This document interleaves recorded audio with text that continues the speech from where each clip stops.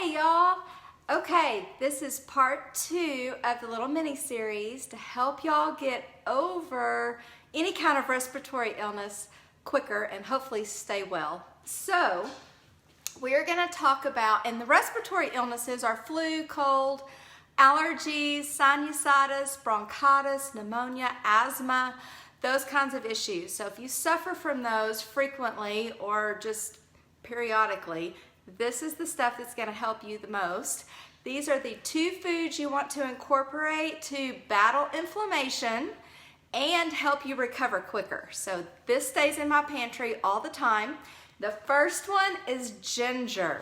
Now, I know fresh ginger can be have a bite to it. It can be kind of hot, spicy hot to some people. A lot of people don't like the taste of real ginger. But if you do like fresh ginger, you can store it in the refrigerator. You can add it to soups, your hot teas. I've even chewed on it a little bit, and it really helps soothe the sore throat. It helps with nausea and motion sickness and any kind of inflammation in your sinuses. It opens up your sinus cavities as well. But if you don't like fresh ginger, then here's a supplement for you.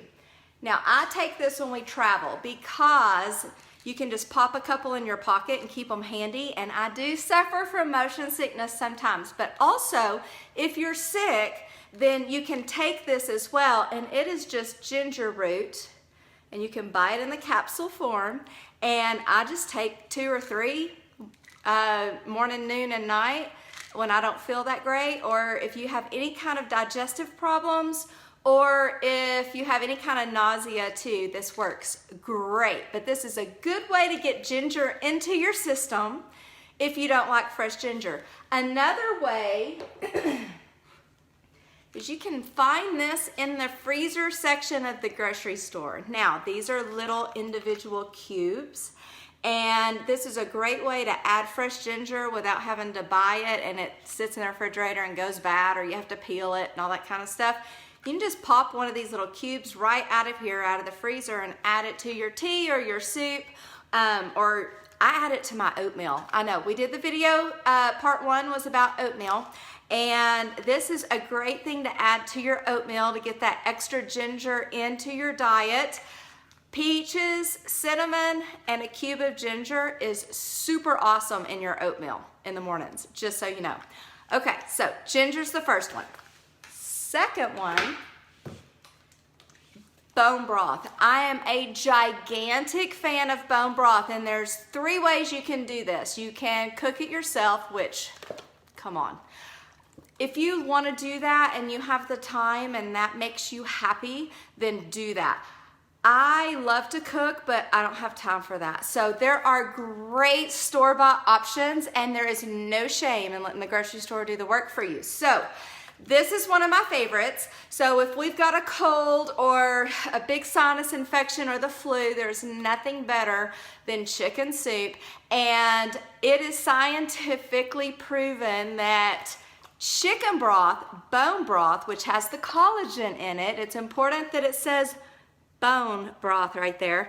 When you add black cracked pepper to it, it releases the chemical compounds that fights inflammation. So it is magic, y'all. You've got to add cracked black pepper to your chicken soup, and you will reap tons of benefits from that, healing benefits in your body and in your respiratory system. So there's one way you can just add the broth.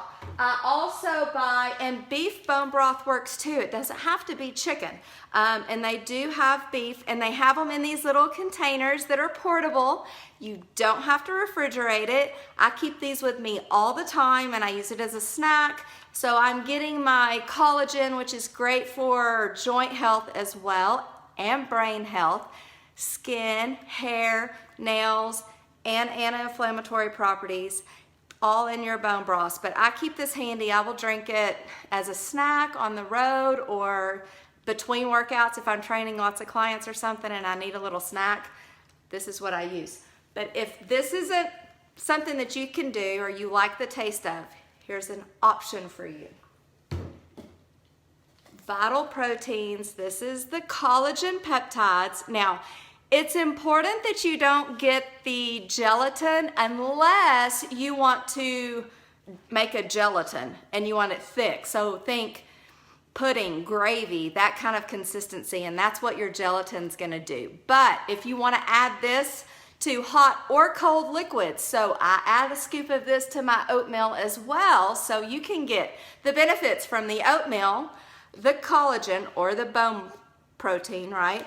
And the ginger in your breakfast oatmeal, and you're getting tons of things that are gonna help fight inflammation, help with any kind of respiratory illness as well, all in one meal. Awesome. So this one you can buy on Amazon. It's super easy to find, but this one dissolves. It does not taste like anything. You cannot taste it, and it does not have some weird kind of pebbly gelatin texture to it either. So you can add it into your green smoothies. Hopefully y'all are doing green smoothies. You can add it to your oatmeal. You can add it to regular broth if you didn't have the bone broth in your soups and stews, and add some extra collagen and some protein this way. And it is unflavored, but it helps with hair, skin, nails, joint health, inflammation, sinuses, and all of that great stuff that is kind of plaguing us all right now with the freaky weather going on. So, one last thing. I said black pepper into your chicken soup, but you can also use any kind of hot pepper. Crushed red pepper is great as well. The capsaicin in the hot foods help open up your sinuses, and they are also anti-inflammatory. So I hope this really helps you guys stay well or get well, and stay tuned for part 3 of this little mini series. Thanks guys. Bye.